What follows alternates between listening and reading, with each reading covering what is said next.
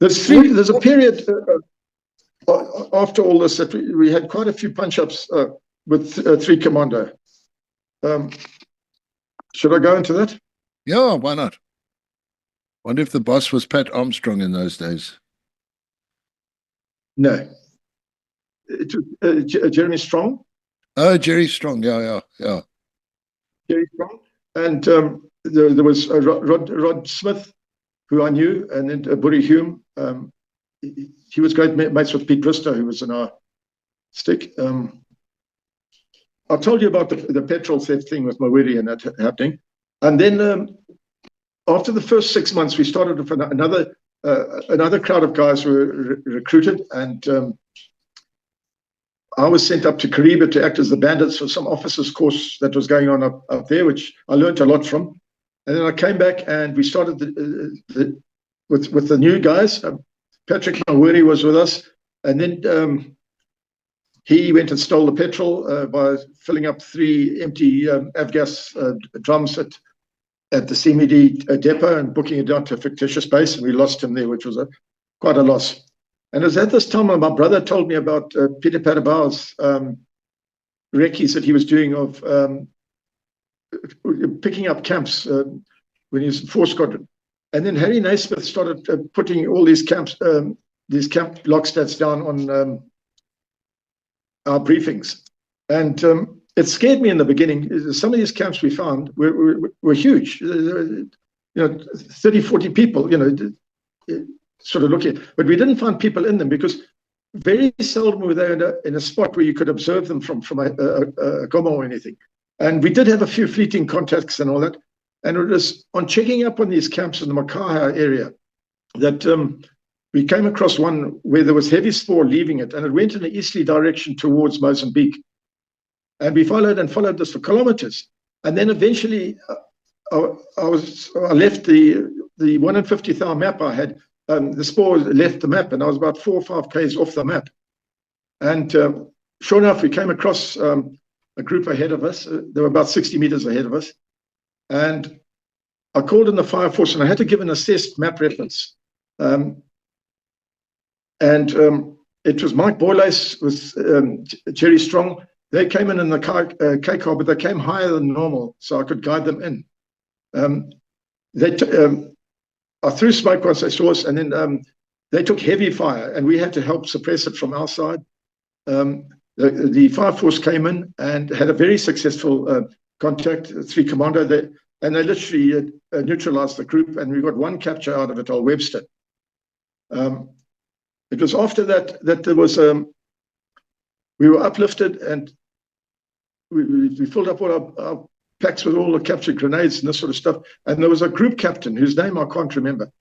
He was called up because all the South African pilots had been withdrawn to South Africa. And him and all the reserve pilots had to be used in Fire Force. And I'll never forget him saying, no, we're too heavy a load. So I said, well, leave us behind, 2 of us behind, you can come back and fetch us. And then he said, no, just stay where you are. And without burning the clutches, his rotor clutches, he got us out. But it just fascinated me how Mike Boylace, who was a junior flight lieutenant, was in charge of an operation with a group captain who just fitted in so well and did things. We then went back to Mtoka, and a few days later, we were redeployed with Webster, who's going to indicate camps for us. The first day out, he showed us 2 camps. There was no one there. And then the second night we were out, sure enough, we came across tours in a camp about 60 meters from us. We called in the fire force. Again, 3 Command had a very successful contact. And I think it was 12 plus taken out. It was in the contact we were used, and we had an RPD we were using. Pete Bristow used the RPD because we didn't have machine guns or anything. We had to try and get stuff.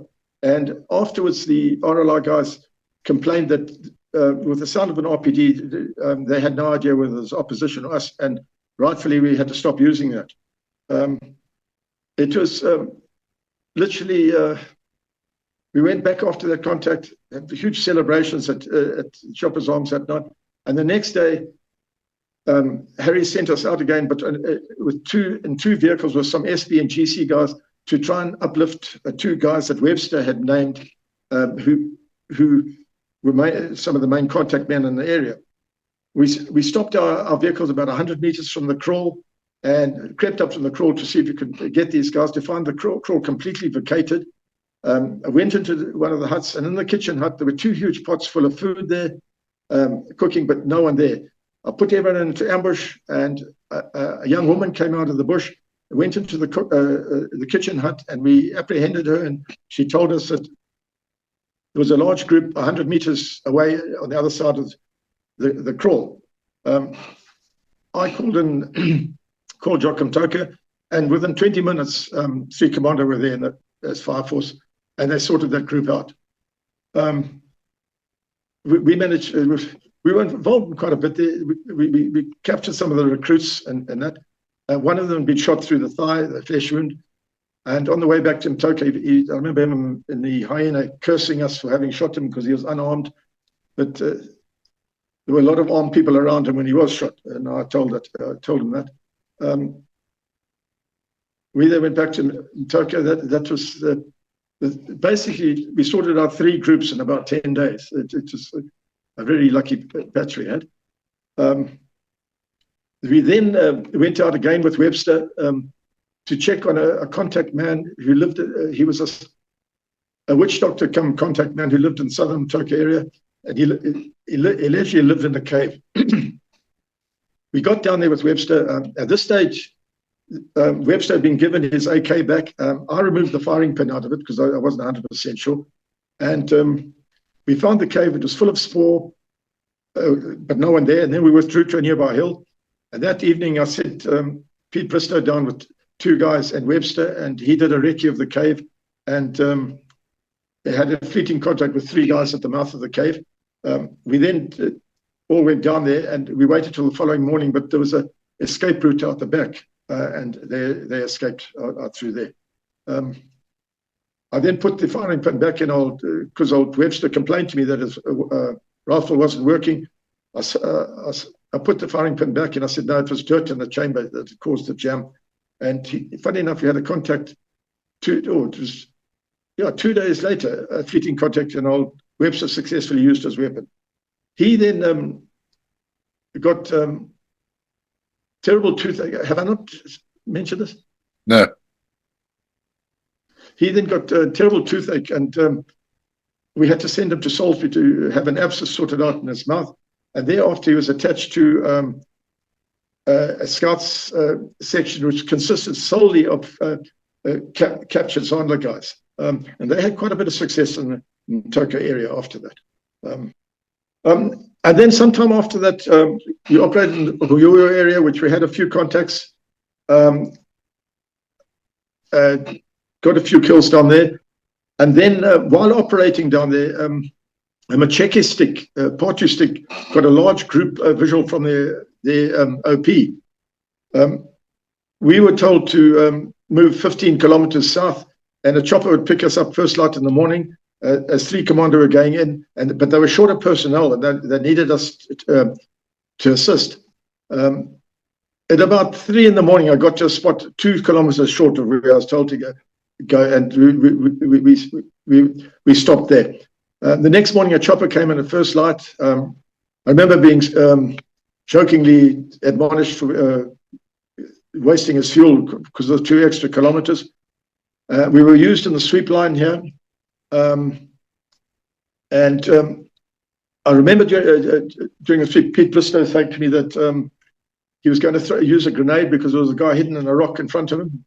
He threw the grenade, it went off, and then a short while later, a second grenade went off, and we carried on with the sweep, and we found the guy behind the rock without he was headless, lost his head. And then the RLI guys, was also 3 Commando, turned around to us and said that a similar thing had happened down the sweep line as well. And a guy blown his head off, thinking that he had committed suicide. Interesting thing here is at a reunion years later, I spoke to an SB guy, and he said, no, he knew about the scene, and what had actually happened is that the scouts had found an arms cache, and all the grenades had been had their delayed fuses replaced with instantaneous fuses. And when these guys threw the grenade, it immediately blew up. And it shook, it really shook me, because the amount of captured grenades that we were running around with, thank goodness it was done properly, because we could have blown our own heads off with these things. But anyway, that contact landed up. There were 22 killed in it. It was a very good contact. And that same a group captain was there, and Bury Hume saw a wounded guy pointing a weapon at him from a bush, and he opened up with his MAG at the guy. And the chopper had landed, and he had cut his engines and everything. And I'll never forget the group captain saying to me that he'd broken a golden rule of shutting down without first making sure that the area had been cleared of the opposition. But things worked out then. And then from there, we ended up at the Macheki Farmers Club. And now I met Dave Stevens, who was a friend of mine at school. And we'd stayed at his family beach cottage with him on the Natal South Coast previously and all that.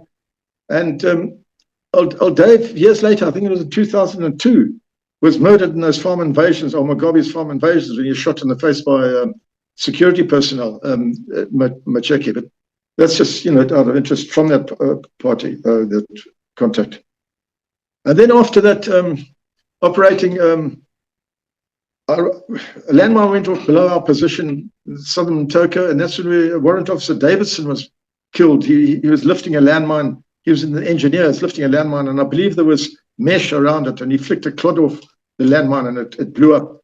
And literally a few days later, still operating in that area, Harry Naismith, our SP rep, said he was coming in to rebrief us, as he had picked up a whole lot of int in that area. And on his way in, we heard a huge bang, and Harry hit a landmine coming in. And he had a really painful back injury in that.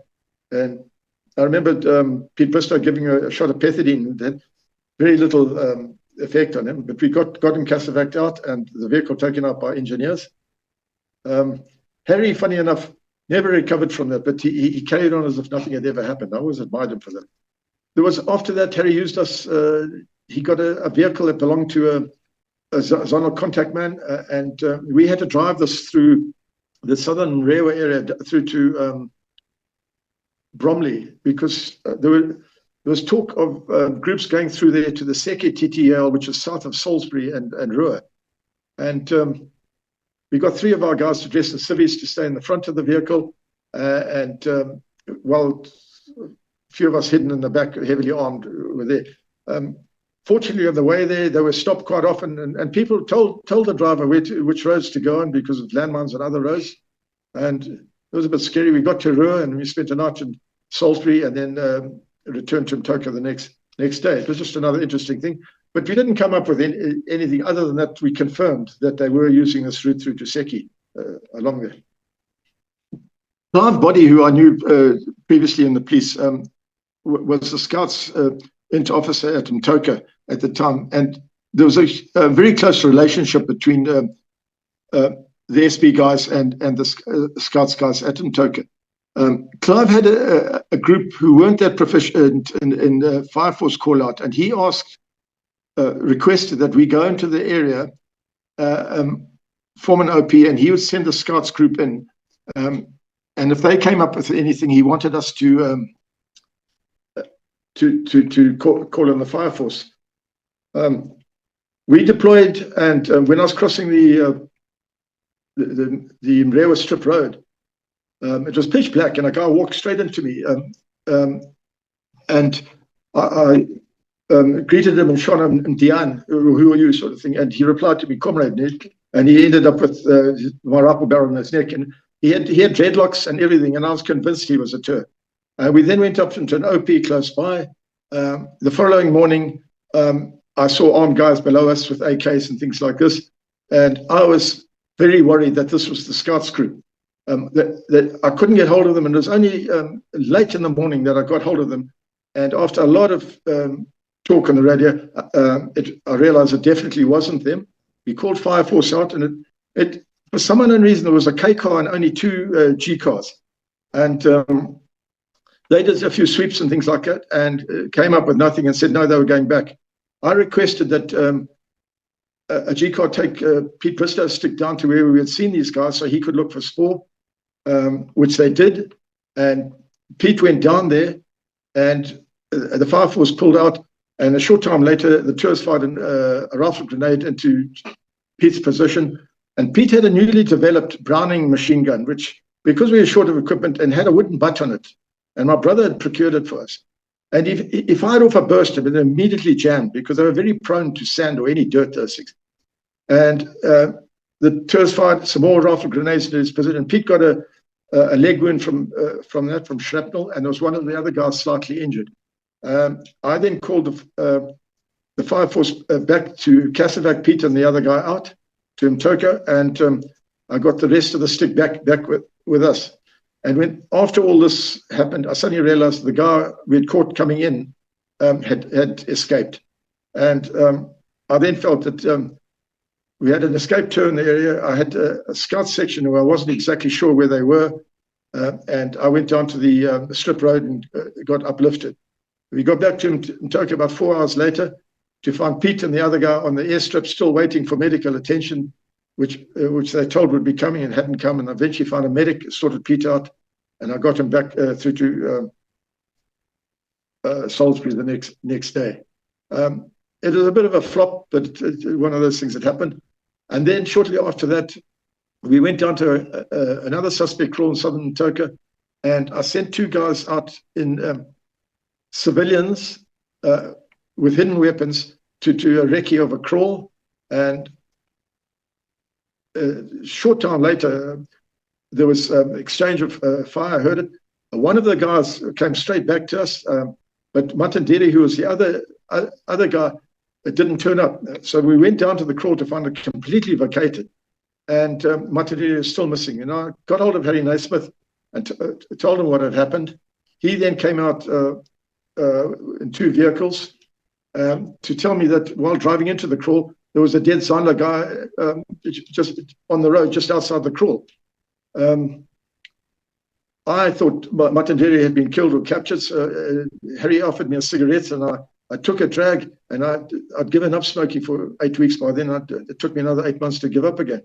But then an hour later, Matandiri turned up at a commercial farm in the area, and he got back. But the thing here, the guy that had been killed was in fact the regional political commissar for the whole area, and it was probably one of our best results, and that was literally one of our final patrols in SIS. I was then transferred from there to Goramzi, and I was in charge of crime inquiries at Goramzi. One of the few duties I did there, the member in charge advised me that the Goramzi school, which was the African school there for senior civil servants, the pupils from there were marching in Salisbury because of the national service laws that were coming out. That school, to me, it was on a par with a few private schools I've seen in South Africa. And anyway, I drove out there with a station sergeant, and we saw these youngsters walking along the main road to Salisbury on the main Umtali Road. We stopped, and the sergeant told them it was a legal march and they should go back to school. And there was a short, tubby little guy who was their ringleader. He told them to ignore us, and they carried on with their march. I then told the sergeant, get back in the Land Rover, and I drove up next to this guy, and I grabbed him by the scruff of the neck and lifted him up against the side of the Land Rover, did a U-turn, went back towards Goramzi for 50 meters, put him down, and all the kids turned around and they started walking back to Goramzi. And I gave him a huge lecture and said that, I socialized with all his teachers at the Goramzi club, and I advised them if he didn't get the guys back to school, they all went back timidly back to school again, which was just one of the things there. I was out having dinner with my fiance one night at their place at Rua, and Don Joss, the member in charge, phoned me saying that the clinic sister, African clinic sister, Goramzi, had been held hostage in her house with her kids. Could I get back and sort it out? I got to the police station, and I met her husband, who said that there was a guy armed with a pistol that was robbing people in the area. And when approached, he ran into their house and took his wife and his kids hostage. I loaded up 3 constables with greener shotguns and one of the sergeants, and we went to the scene. The guy told us that if we so much as did anything to him, he was going to kill everyone in the house. And it took me a short while to tell him if he did do anything to anyone in the house, we would shoot him as soon as he came out of the house, no matter what. After about 5 minutes, he agreed to take his clothes off, throw the pistol out of the door, and come out, and we arrested him.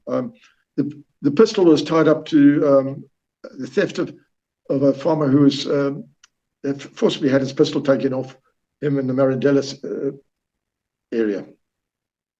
Okay, my next post was as an ops coordinator for Koroy police area.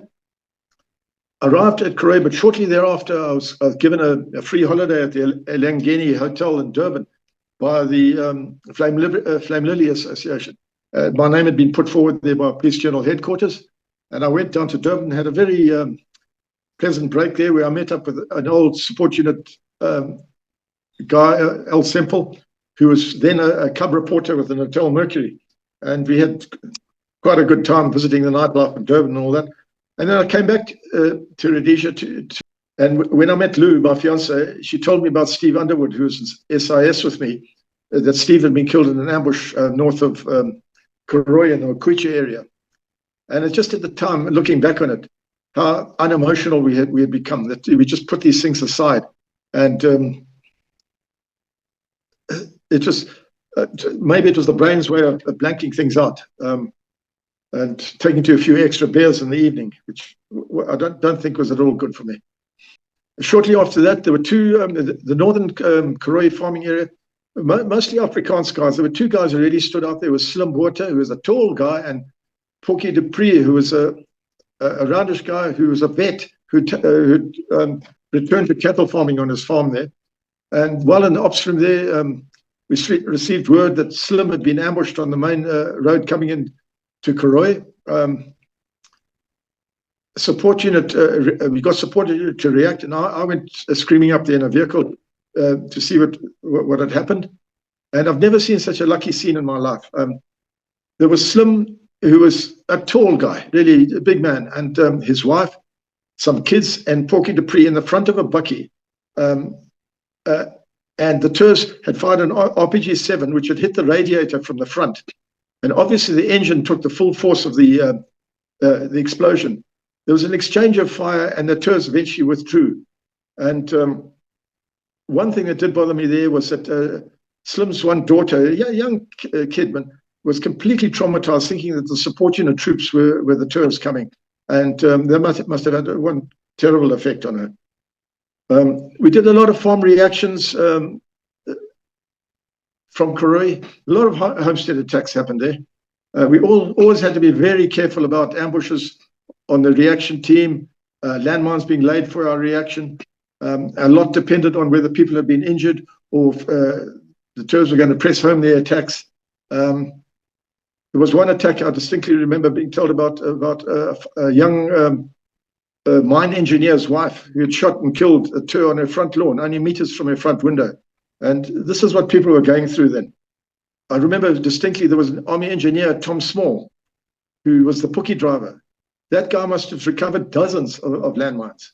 And I can honestly say that he probably saved more lives in the Koroy area than anyone else with all the landmines he recovered. But sadly, I think it was in February 79, he was ambushed in an RPG rocket, nicked the top of his Pookie canopy, and he was killed. That's one thing that stood out. And then shortly after that, we had the second Viscount disaster. Now, I was sitting at the control room at Koroy when a farmer phoned up saying that he'd seen a large aircraft descending with a smoke trail behind it. And I remember saying to me, "Are you sure it was just, it was shot down?" And he said to me, in his youth, he had seen many similar scenes in London during the Blitz, and he said that plane had gone down. So we advised Jock Sonoya and everyone about what had happened. We sent 3 vehicles up to the area to try and look around and see what they could come up with. Comops came back to us and said that a Dakota was being sent out with paras to, in case a similar scene like where the survivors were killed in the first bar camp disaster, if they found that they would parachute people out. I don't know if anyone has ever parachuted out. Jim Gardner had my camera with him. He took a few pictures of the scene up there. It was obvious that no one survived that accident, looking at those. The press zeroed in Korea. I remember getting phone calls from reporters demanding to know certain facts, which I wasn't aware of at the time because of the time it had taken to find the aircraft. When telling them to phone Comops directly, they'd go off in a rant about us covering up information that the whole world was aware of. A few of the young patrol officers had quite a good time with some of the attractive journalists. Maybe that was another way of trying to get a story. I don't know. But that was a very tragic incident. It was shortly after that Daryl Watt arrived at the station with some SAS guys on a promotion course of sorts. And he asked us if there was any information we had. I remember Mike Reeler, who was the SB guy there, had someone who had just come in from the TTL saying that there was a group at his village who were trying to take his son out. And Daryl Watt reacted on this. And I've never known such a... It's literally the next morning they radioed back to us and says that they'd accounted for most of the group. And it was one of the slickest operations I've ever seen. People just walked in, and cost-effective I've ever seen. It was, but there was... Mike mentioned something about a note on it where they claimed to have shot down an aircraft, but they mentioned a Buccaneer, which were never used in Rhodesia, and I have no idea if they were part of the Strela gang or responsible for either of those incidents. But that's all I know about that one. There was another incident up there where we got information that a boosted mine had been laid on the Lynx Mine Road in the Karoi area. We advised everyone up there not to use the road, and we sent a vehicle up to stop any traffic using the road. The police reserve section who were up there stopped a Selous Scout section who were deploying into the area and told them not to go in because of our information, because we were waiting for the Pookie to come up from the eastern Karoi area.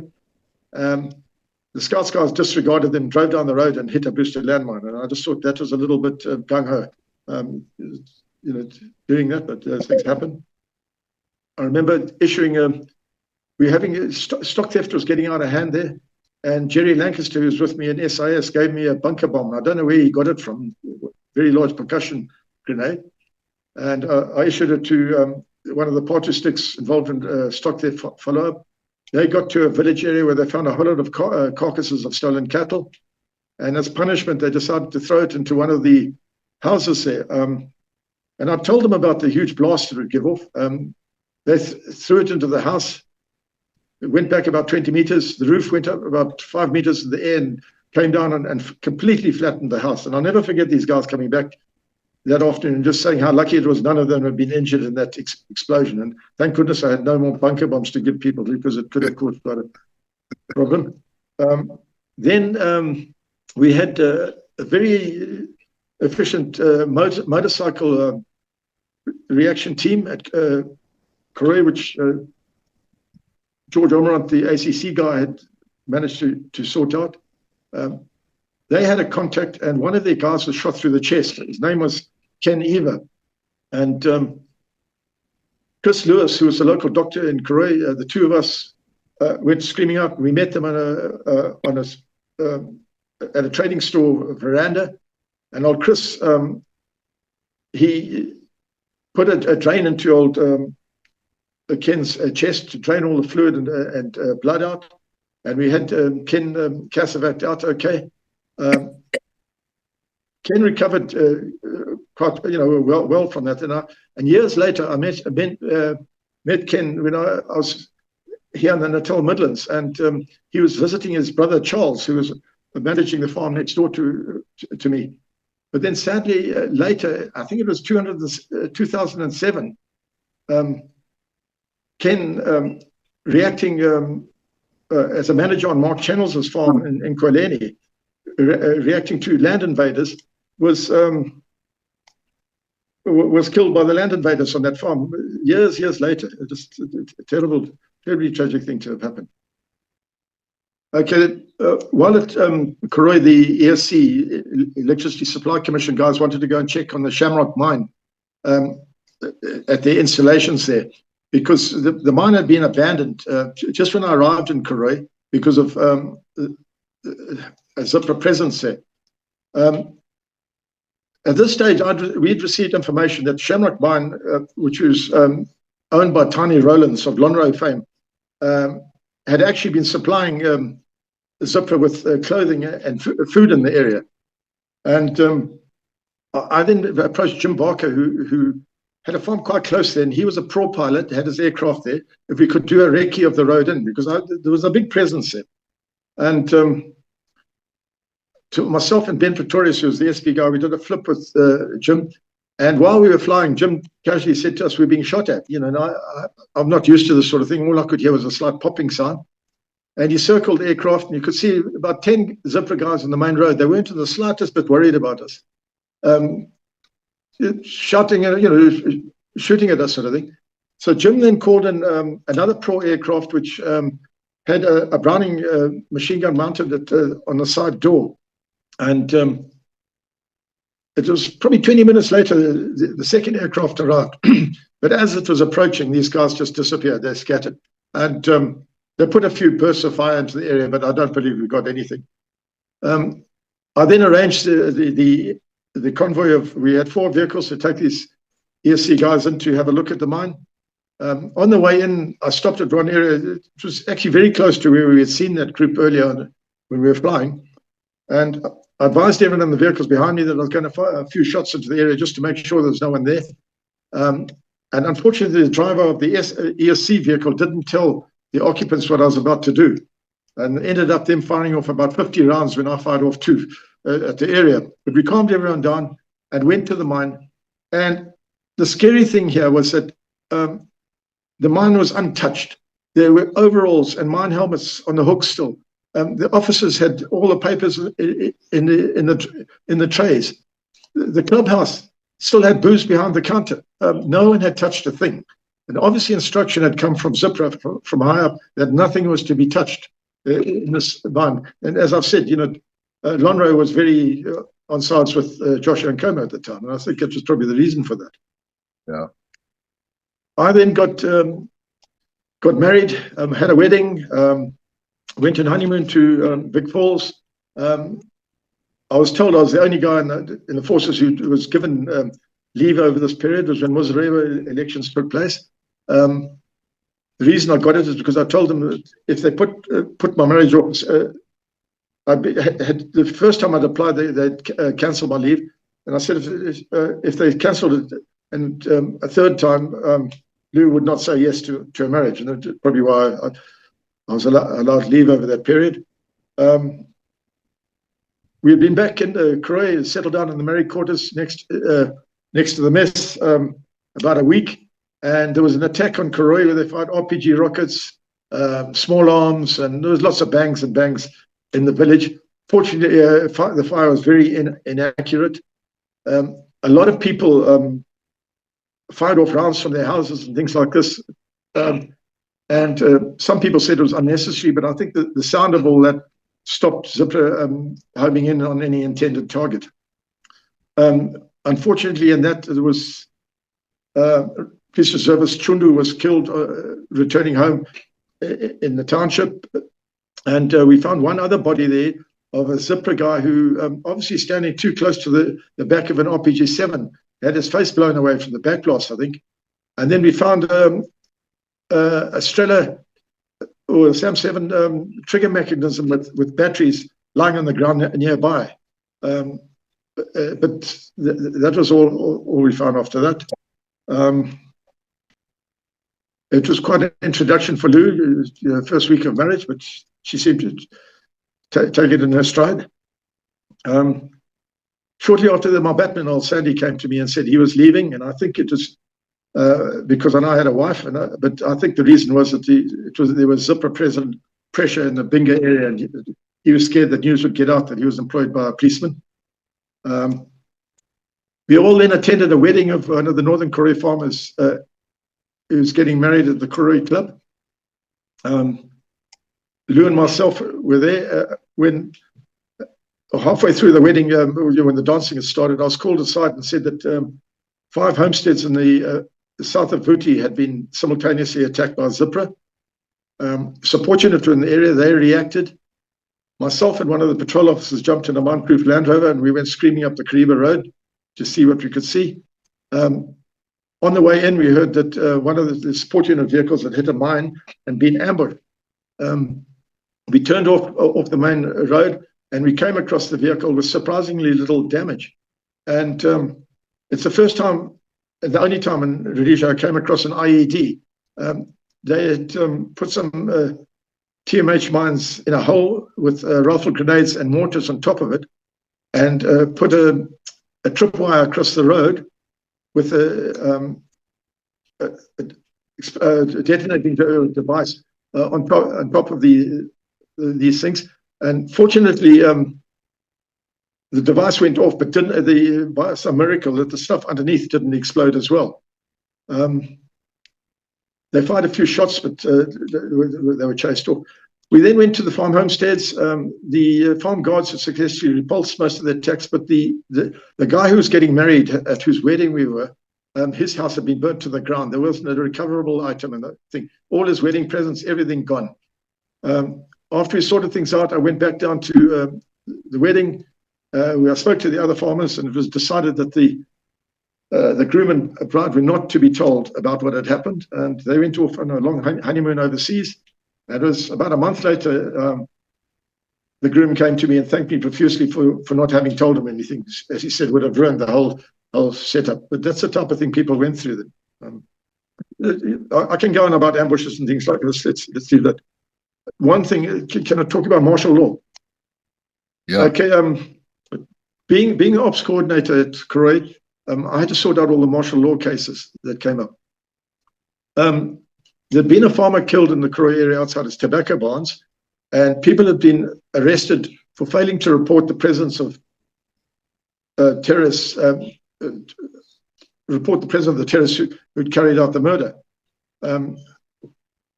With martial law, evidence could be led without witnesses. Hearsay evidence could be led. And basically, it was almost like an interrogation. And being used to prosecuting in a normal court of law, I felt very ill at ease with this type of court case. And initially, I didn't lead evidence, and I was hugely criticized after the first session for not having led evidence. The second session came up, and I led evidence, and everyone was sentenced to death or life imprisonment. And I thought it was hugely harsh, considering they weren't the main instigators of the murder. But years later, I went to a police reunion, and I met retired Judge Hilary Squires.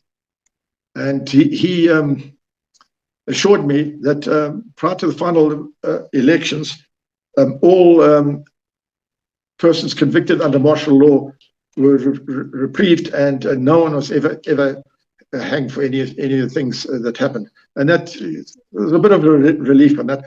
I still agree with the death sentence, but only in serious cases. But that is just my views on that one. In about September '79, I was offered a transfer to Nkai as member in charge. As the member in charge there, Pete Ruck was being transferred. And Pat Wilcox, who was a pro pilot at Koroi, flew Lou and myself down there on a pre-station visit. And Nkai itself is just it's an all-African area, a tribal area. And there was a clubhouse, all your government facilities, a district commissioner, a post office, and had a floating population of about 14 Europeans. There was a street there with a beer hall on the one side and next to the airfield. And went down there, had a chat, had a look around, saw the house we were going to move into, and Lou was quite happy to move there. We flew back to Koroi, and I then jumped in, or 2 weeks later, we jumped in the sports car we had with the 2 dogs and all our immediate kit, and drove down to Silabella, where we met 2 police vehicles that escorted us to Nkai for the last 30 k's on, and I put Lou in the mine-proof vehicle ahead of us. A few days later, our furniture arrived and all that, and I then had a chat to Dave Hughes, who was in charge of ground coverage there, and it scared me. I suddenly realized that a floating population of 14 people, with people coming up there and call up and things like this, over half that number had been killed or seriously injured in the previous year or so. And it was almost as if it was a Zipra R&R area. And people were carrying on as if nothing had happened. And constables were going out on their bicycles with grey police uniform on, investigating crime. I then had a meeting with all the staff there, and I just said, things have to change here. And I said that in future, any investigations had to be done in a stick of 4 guys in camouflage uniform. And within a week or so, there were contacts within earshot of the police station.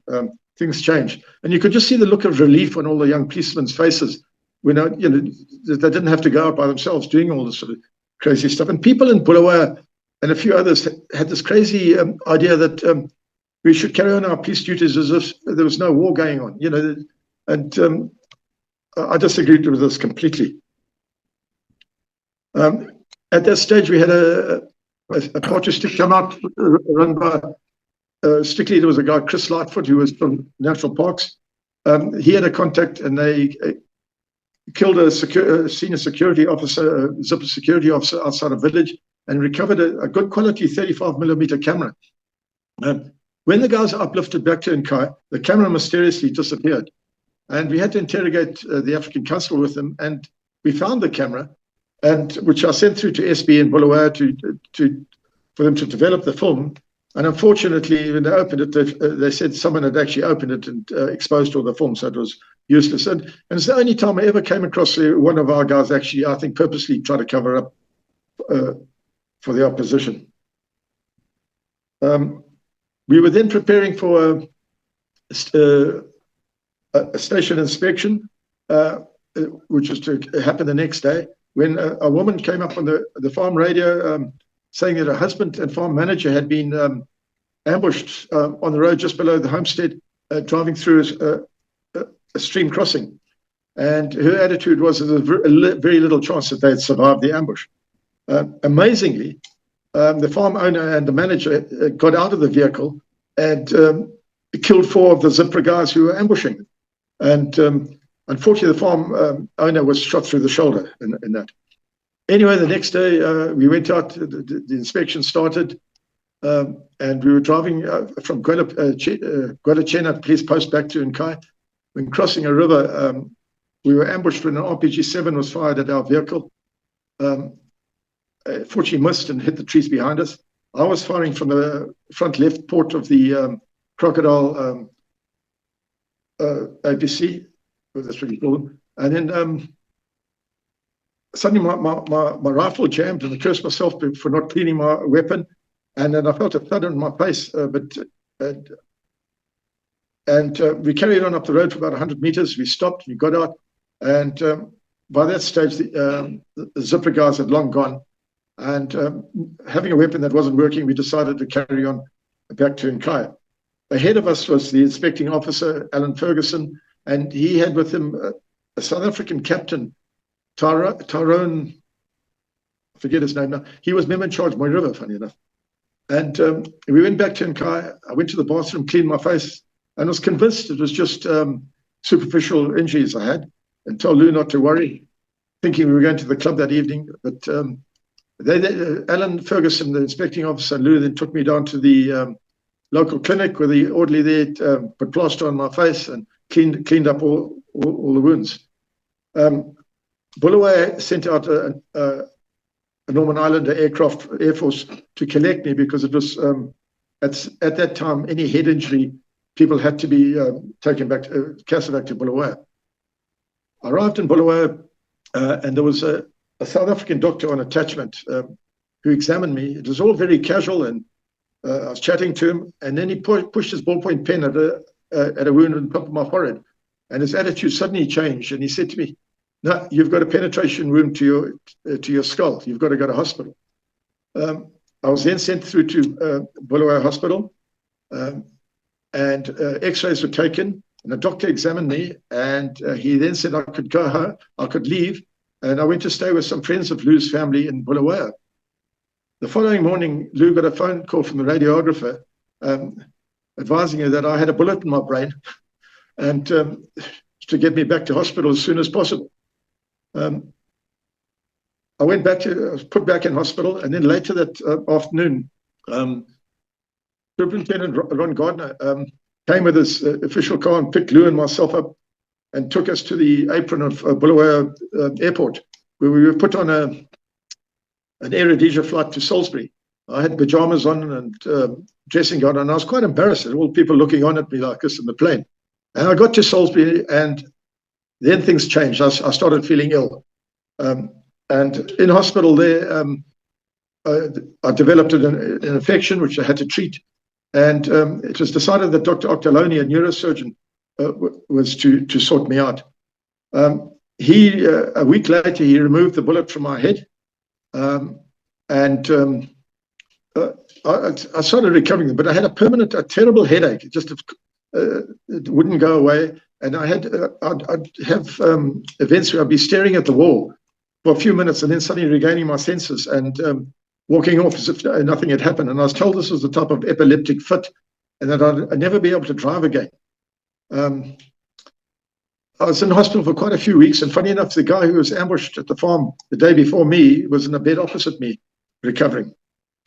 I was eventually released from hospital, and I went recuperated at my mother-in-law's small holding at Rua. And then one morning I woke up and my headache had gone, and I was no longer having these staring fits, and everything came right. A long time afterwards, was after the Mugabe elections, I had to return to light duties at the Police Reserve Hard Square in Salisbury. And my job then was to call up police reservists. And a lot of them refused point blank to do duties. And I couldn't blame them one little bit. And it was a horrible few weeks for me. And then thereafter, Lou and I and myself returned to Nkai. It just so happened that the RPD gunner who was involved in my injury had been arrested for trying to rob bus passengers with a grenade. And I had a chat to him, and what can you do? The war's finished now. And he said to me that the RPG 7 guy had been thrashed with sticks by the rest of their section for having missed our vehicle with his RPG. And so it was a very lucky for all of us, that actual ambush. I then I wanted to go and have a roast meal. I went up to the Nkai Dam to shoot a duck and bring it home. And I got there, and all the duck were in the water, and none to take out in the wings. So I fired a shot into the water to disturb them so I could shoot one in the air. And only to hear everyone, this roar of laughter about 50 meters away from me. And these guys shouting, "You miss, you miss." And then I saw it was a zipper crowd, and they had their weapons with them, which they weren't meant to have. And they all appeared a little under the weather. So the advisable thing for me to do, I got in the vehicle, I went back to the police station, and had a chat to the station sergeant major. And he said that these guys were causing quite a bit of trouble and this sort of stuff. So I phoned the OC in Bulawayo and advised them what was happening. The next day, I let it be known that if they were carried on with their weapons around the village, we'd have to disarm them. And fortunately, they all left the village and disappeared after that. But it didn't go down too well in Bulawayo, because the following Monday, I was told that I was being transferred to the quartermaster's office in Bulawayo, and I was to leave almost immediately. The amazing thing is, when I was shot and flown out to Bulawayo, my mother, who was 1,500 kilometers away in Pietermaritzburg, phoned my brother, Jack, who was OC Wankie District, and asked Jack what had happened to me. And Jack knew nothing of my ambush. He only heard about it much later in the day.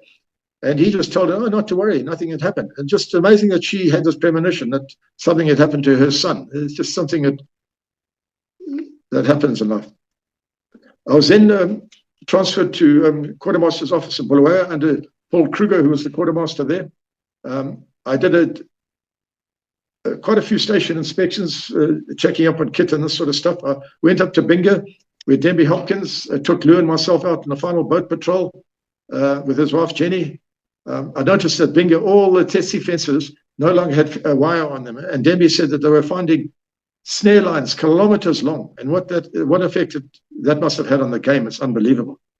About a month later, I was sent back to Andrew Fleming, and Dr. Octolani did a chronoplast to my skull, because I had a big dent where the bullet had been taken out, and sorted that out. And from then on, I just recovered. Had a wonderful life ever since.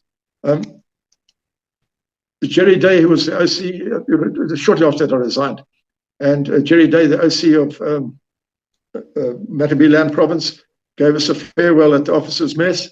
And I knew Gray Branfield, who had left the force at this stage, and unbeknown to me was working for the South Africans. And then we had Assistant Commissioner Reeves, who was in charge of Special Branch, started making a scene about enemy agents being allowed into the officers' mess. And I'll never forget Jerry Day just saying that the priority of the evening was our farewell and to calm down. And after leaving, I was in Salisbury First Street, where I bumped into Patrick Mawiri walking down First Street. And I asked him what he was doing, and he said, no, he's now a security officer for Zona PF at Manika Road. And I just said to him, well, that's a better job than stealing petrol. And he walked off laughing, and that was the end of me. I made up my mind that I was going to leave the country after that. After leaving, Harry Naismith sent me a letter saying that a day or two before the end of the final ceasefire, he had got information pinpointing where the Strela gang responsible for the downing of the Viscounts was, and he had organized a fire force to be sent up, and they were going to sort them out. He then, out of etiquette, went to Arnold Willey, the member in charge of Karoi, Chief Inspector Arnold Willey, and told him of this information, what he was preparing to do. Arnold Willey, without telling anyone, got in a Land Rover with the station sergeant major, and with a loudhailer went to that area and made communication with the Zipra guys in the area, and told them they were in danger and got them to a safe area and out of harm's way. He was given a Commissioner Special Commendation Silver Baton for having done that. And that is just out of interest that Harry told me about that. And then I went down to South Africa looking for a job. I was actually offered a job to look after 12 security guards at a factory gate. And that evening I went to see Gray Branfield, who was living down there, as I knew he was working for the South African government, to see if there were any jobs going there. And Gray had a chat to me, and he just said that some of the people he worked with were sick in the head, and I was too decent a guy to get mixed up with them. And he just said, I must find something completely different, another career. And then driving down to Maritzburg to stay with my mother, I saw commercial, just looking at the commercial forests on the edge of the road.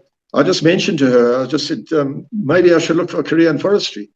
And she immediately told me that she had a bridge-playing friend who had a son who was high up in forestry, and I should approach him, which I did. And to cut a long story short, I went to Sarsfield Forestry College at George, got my forestry qualification, and I've had a wonderful career in forestry in South Africa, Mozambique, and Tanzania ever since. And now I'm retired, but that's the end of my Zim story.